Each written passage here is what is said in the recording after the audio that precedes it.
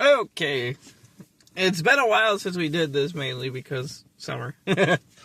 And, not always having the time to go out. But we're back on our weekly movie stuff.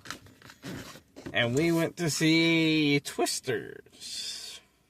Which, for a little background, I saw the original Twister when I was Came out in 96. So I was at least 2? I was 6. I probably saw it somewhere in between, when it came out in, 99, 2000. Probably, because I know I saw it on TV, so it was whenever it first came on TV. That was probably when I first saw it, and oh my fucking god.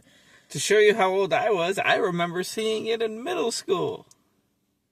Because at least you weren't in middle school when it came out. You just, remember in middle school, I was, it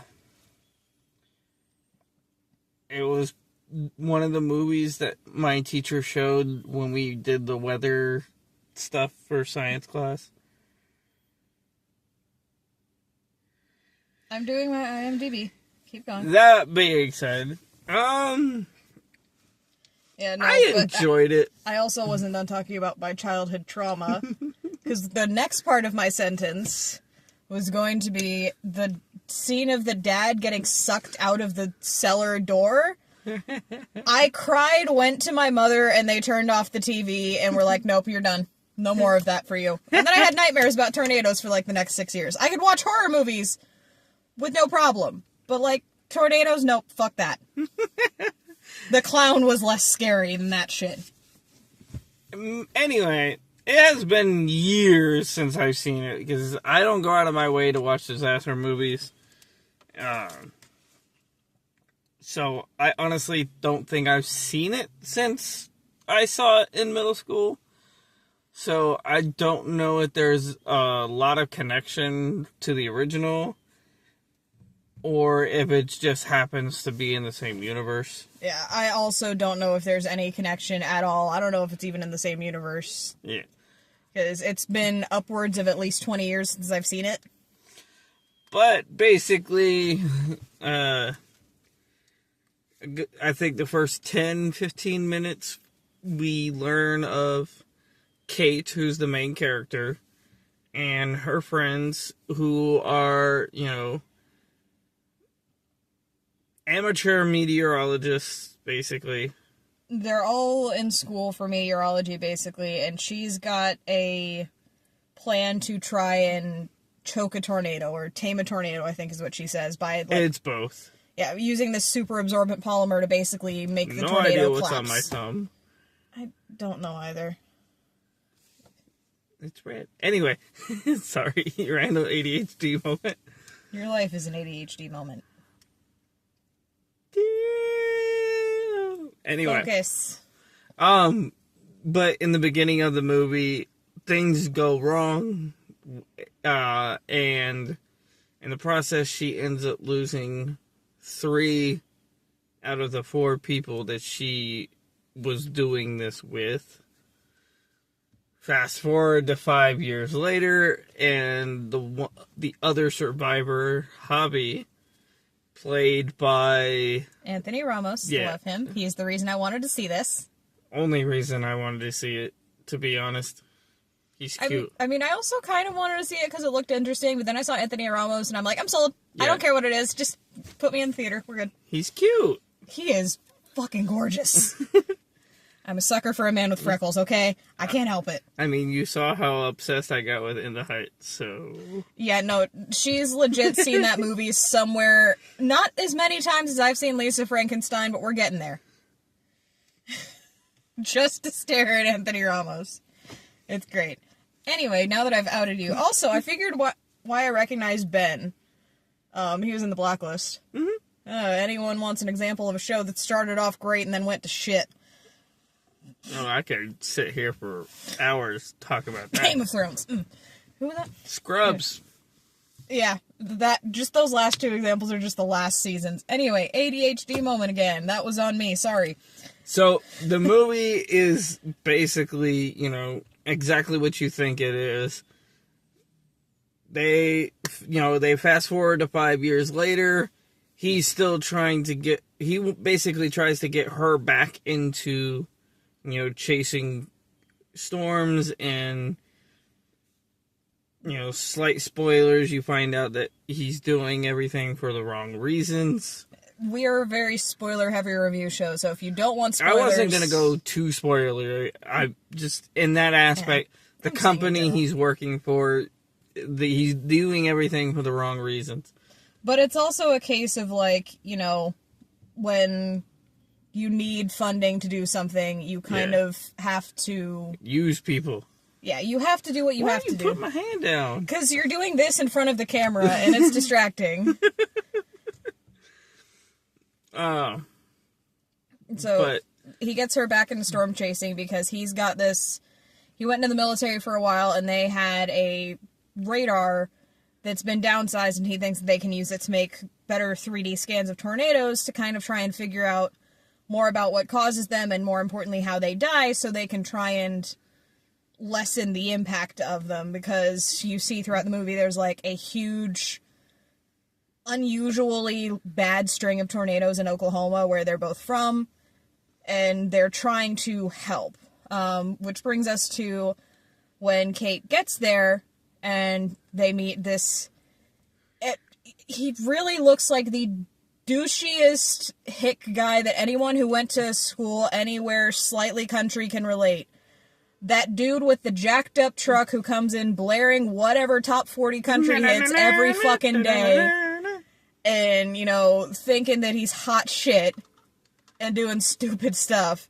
And that is the first vibe that you get from Tyler, alright? Also, his name's fucking Tyler. I am sorry. How much more redneck can you get? I'm sorry, I've met some great Tylers, but also y'all got some really loud, stupid motherfuckers with your name ruining it for the rest of you. Just call out every Tyler we know. I mean, you knew 5 of them. I think at this point it's just statistics. I worked with 2 at my last job. Yeah, I think it's just statistics that, there seem to be a lot of shitty Tylers because there's just a lot of them, period.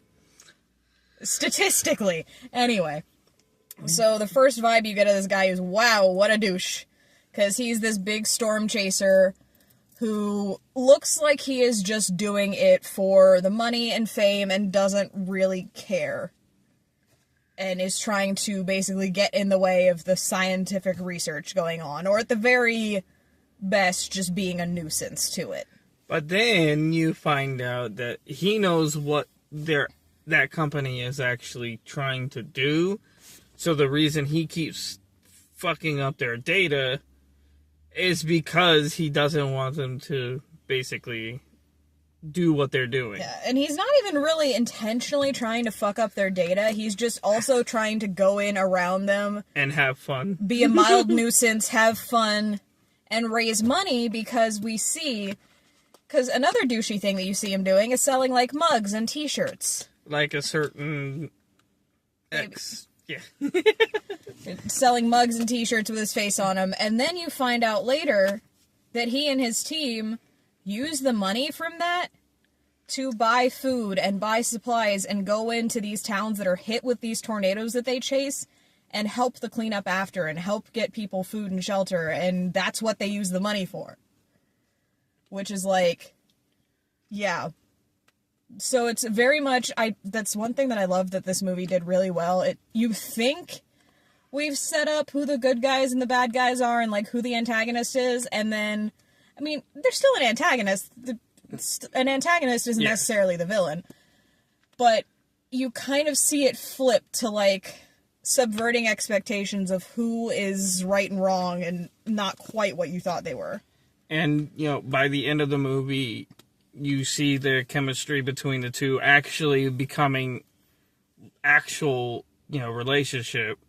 I was so afraid they were going to shoehorn in a random we might die kiss. Well, actually, I read that they took out a kiss. Good. It didn't need one. I don't think it needed the kiss. Apparently, a lot of people are pissed off that apparently Hollywood is, steering away from kisses in films, even if they're not needed. And This movie didn't need a romance subplot. It's fine to have it, like, building and have that chemistry and tension, that will they, won't they. But this movie did not need the romance subplot payoff. Yeah. It's fine to leave it open-ended, because he does do something really cute at the end that's really funny. I won't actually go into what it is, but it involves an airport. It's funny as hell. But he does do something really cute at the end to where it's not hard to see that's probably where it ended up, but also they don't actually show it. There's no, like, running across the airport while romantic music plays. Which brings me to my next point. The music in this movie was fucking great. Whoever did the soundtrack, I can actually look up who did the soundtrack. I'm not big on the whole country soundtrack. Okay, so shush and let me do it. So, this soundtrack... It's got a lot of country music in it. Okay, this soundtrack, what it does is it picks and chooses the exact right music for the exact right time, whether that is, yes, a country song, or just the score in the background, because there are certain parts where it feels like a goddamn adventure movie. Like, it feels like something that should be in Indiana Jones, as they're, like, chasing the tornado, and Tyler and his country-ass redneck crew are going through, and it feels like a fucking adventure movie, and it's great. And then there's moments when the tornado is turning and it's building and I'm the music nerd. What did you want? I know. To me, it felt like a redneck Jungle Cruise. I mean, but that's kind of what it is. And there's moments when the tornado is building and, like, people might actually fucking die because this is a disaster movie. No one's fucking safe. And then there's a point where the music just completely stops. Yeah. Like, the moments of it building, the tension, and the moments of it stopping in the silence, and when you let the sound of the tornado through, I'm gonna let her talk for a little bit and look up who did the score, because I need to call this person out by name, because holy shit, that was fucking great work. But, the whole concept is she's trying to, which is one of the things I really enjoyed about the movie, is that you could tell they're trying to mention and show that she has PTSD without throwing it in your face. Because, the majority of the movie takes place 5 years after her initial, accident. She's scarred, she's cut in the leg. She literally watches not only two of her best friends, but her boyfriend, who she was with at the time, all die in front of her. And now, she's thrust back into everything. And slowly throughout the movie, you could tell she's getting her courage back and doing the things she loves. Okay, so that guy is the one who did the soundtrack. And going through his IMDb, he's also done It and It Part 2. Or, no, I don't know if he did Part 2. But he's done, Dunkirk. He did Shazam. He's done a lot. He's great, and it shows.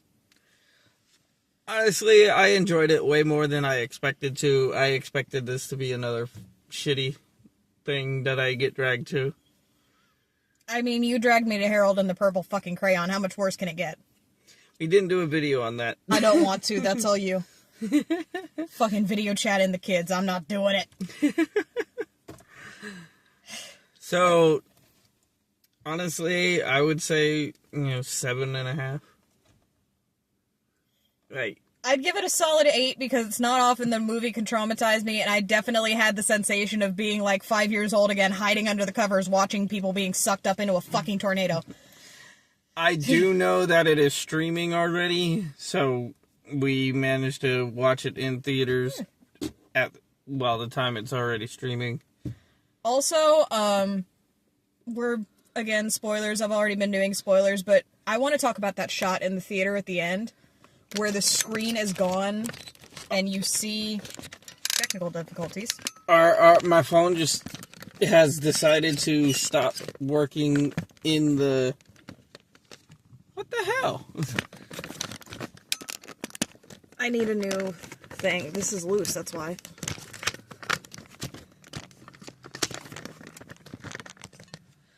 Anyway, technical difficulties. But the one shot at the end... So they've hidden a lot of people out in the theater because they put everyone at the very end, the biggest tornado, which I'm not going to tell you how the tornado, like, how it stops, but it's going to hit a small town, so they're like, fuck the experiments, fuck the data, we need to go help people, we need to get them into safety. So they huddle everyone into this theater, and I'm sitting in a fucking theater going, wow, fuck all of you for putting this in there, because trauma. No. But also... What, just seeing the screen from the theater? Yeah, no. That's playing Frankenstein. No. Just rip itself out the window. But the shot was great.